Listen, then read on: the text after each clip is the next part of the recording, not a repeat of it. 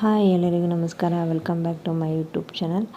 ಇವತ್ತು ರುಚಿಕರವಾದಂತಹ ಟಮರನ್ ರೈಸ್ ಅಥವಾ ಹುಣಸೆಹಣ್ಣಿನ ಚಿತ್ರಾನ್ನ ಹೇಗೆ ಮಾಡೋದು ಅಂತೇಳ್ಬಿಟ್ಟು ನೋಡೋಣ ಬನ್ನಿ. ಬೇಕಾಗಿರುವಂತಹ ಪದಾರ್ಥಗಳು ಒಂದು 5ರಿಂದ 6 ಈರುಳ್ಳಿನ ತೆಗೆದುಕೊಂಡಿದ್ದೀನಿ, ಉದ್ದದ್ದಕ್ಕೆ ಹಚ್ಚಿಟ್ಕೊಂಡಿದ್ದೀನಿ. ಹಾಗೂ 7ರಿಂದ 8 ಹಸಿಮೆಣಸಿನಕಾಯಿ, ಸ್ವಲ್ಪ ಕರಿಬೇವಿನ ಸೊಪ್ಪು, 2 ಸ್ಪೂನ್ ಜೀರಿಗೆ, 2 ಸ್ಪೂನ್ ಕಡಲೆಬೇಳೆ, 2 ಸ್ಪೂನ್ ಉದ್ದಿನಬೇಳೆ ಹಾಗೂ ಸ್ವಲ್ಪ ಕಡಲೆ ಬೀಜ, ಸ್ವಲ್ಪ ಕೊತ್ತಂಬರಿ ಸೊಪ್ಪು, 1 ಬೌಲ್ ಆಗುವಷ್ಟು ತೆಂಗಿನಕಾಯಿ ತುರಿ ಹಾಗೂ 1 ನಿಂಬೆಹಣ್ಣಿನ ಗಾತ್ರದಷ್ಟು ನಾನು ಹುಣಸೆಹಣ್ಣನ್ನು ನೆನೆಸಿ ಇಟ್ಕೊಂಡಿದ್ದೀನಿ.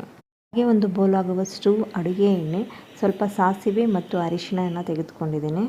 ಈಗ ನಾನು ಒಂದು ಬಾಣಲೆಯನ್ನು ತೆಗೆದುಕೊಂಡಿದ್ದೀನಿ. ಆ ಬಾಣಲೆಗೆ ಅಡುಗೆ ಎಣ್ಣೆಯನ್ನು ಹಾಕ್ಕೊಳ್ತಾ ಇದ್ದೀನಿ. ಅಡುಗೆ ಎಣ್ಣೆ ಕಾಯ್ದ ನಂತರ ಮೊದಲಿಗೆ ನಾವಿಲ್ಲಿ ಕಡಲೆ ಬೀಜವನ್ನು ಫ್ರೈ ಮಾಡಿ ತೆಗೆದಿಟ್ಕೊಳ್ಬೇಕಾಗುತ್ತೆ.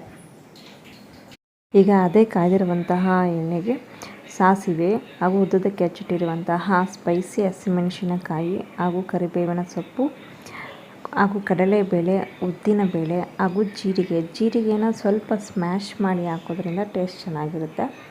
ಈಗ ಇದು ಫ್ರೈ ಆಗಿದೆ. ಇದಕ್ಕೆ ನಾವು ಹಚ್ಚಿಟ್ಟಿರುವಂತಹ ಈರುಳ್ಳಿಯನ್ನು ಹಾಕ್ಕೊಳ್ತಾ ಇದ್ದೀನಿ. ಈರುಳ್ಳಿ ಕೆಂಬಣ್ಣ ಬರುವವರೆಗೂ ನಾವು ಇದನ್ನು ಚೆನ್ನಾಗಿ ಫ್ರೈ ಮಾಡ್ಕೊಳ್ಬೇಕಾಗತ್ತೆ.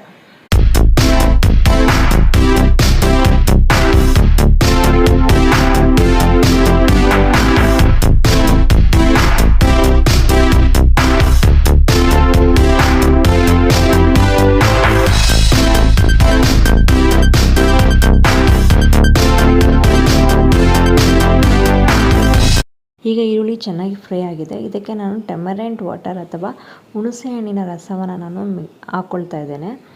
ಹುಣಸೆಹಣ್ಣಿನ ರಸವನ್ನು ನಾವು ಮಿಕ್ಸ್ ಮಾಡಿಕೊಂಡ ನಂತರ ಸ್ವಲ್ಪ ಅರಿಶಿಣ ಅಂದರೆ ಒಂದು 1/2 ಸ್ಪೂನ್ ಅರಿಶಿಣ ಹಾಗೂ ರುಚಿಗೆ ತಕ್ಕಷ್ಟು ನಾವು ಉಪ್ಪು ಇಷ್ಟನ್ನು ಹಾಕಿ ಸ್ವಲ್ಪ ಹೊತ್ತು ನಾವು ಕುದಿಸ್ಕೊಳ್ಬೇಕಾಗುತ್ತೆ. 1-2 ನಿಮಿಷ ನಾವು ಕಡಿಮೆ ಉರಿಯಲ್ಲಿ ಇದನ್ನು ಕುದಿಸ್ಕೊಳ್ಳೋದ್ರಿಂದ ಟೇಸ್ಟ್ ತುಂಬಾ ಚೆನ್ನಾಗಿ ಬರುತ್ತೆ. ಇದೆಲ್ಲವೂ ಚೆನ್ನಾಗಿ ಮಿಕ್ಸ್ ಆದ ನಂತರ ನಾನಿಲ್ಲಿ ಸ್ಟವ್ನ ಆಫ್ ಮಾಡ್ಕೊಳ್ತಾ ಇದ್ದೀನಿ. ಇದಕ್ಕೆ ನಾವು ಕೊತ್ತಂಬರಿ ಸೊಪ್ಪು ಹಾಗೂ ತೆಂಗಿನಕಾಯಿ ತುರಿಯನ್ನು ನಾವು ಮಿಕ್ಸ್ ಮಾಡಿದರೆ ರುಚಿಕರವಾದಂತಹ ಹುಣಸೆಹಣ್ಣಿನ ಒಂದು ಚಿತ್ರಾನ್ನ ಗೊಜ್ಜು ರೆಡಿ ಆಗುತ್ತೆ. ಈ ಒಂದು ಗೊಜ್ಜನ್ನು ನಾವು ರೆಡಿ ಇರುವಂತಹ ಬಿಳಿ ಅನ್ನಕ್ಕೆ ನಾವು ಮಿಕ್ಸ್ ಮಾಡಿ ಫ್ರೈ ಆಗಿರುವಂತಹ ಕಡಲೆ ಬೀಜವನ್ನು ಸೇರಿಸಿದರೆ ಟೇಸ್ಟಿಯಾಗಿರುವಂತಹ ಟಮರನ್ ರೈಸ್ ಅಥವಾ ಹುಣಸೆಹಣ್ಣಿನ ಚಿತ್ರಾನ್ನ ರೆಡಿಯಾಗುತ್ತೆ.